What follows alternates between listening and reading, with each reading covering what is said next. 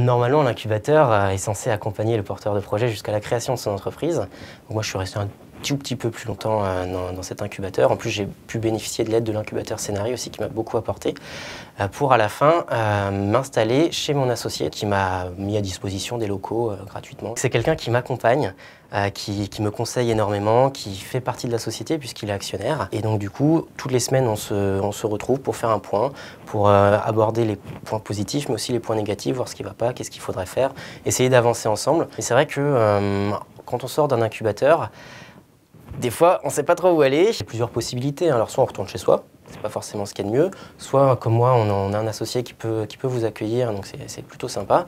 Soit on peut aller dans une pépinière. Et le problème, c'est qu'une pépinière, c'est payant.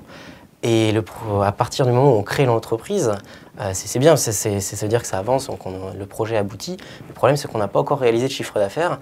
Donc c'est difficile de devoir payer, ce qui est normal pourtant, de payer une pépinière pour obtenir des locaux, alors qu'on n'a pas encore réalisé de chiffre d'affaires. Donc ça fait vraiment des frais qu'il faut, dans la mesure du possible, éviter pour pouvoir continuer à se donner le plus de chances de réussir par la suite. On peut imaginer plusieurs choses, que ce soit un accueil gratuit d'une pépinière en échange peut-être une dette ou des avances remboursables, ou clairement une entrée au capital de la société en échange de l'hébergement, avec après on peut imaginer un pacte d'actionnaires, plein d'idées.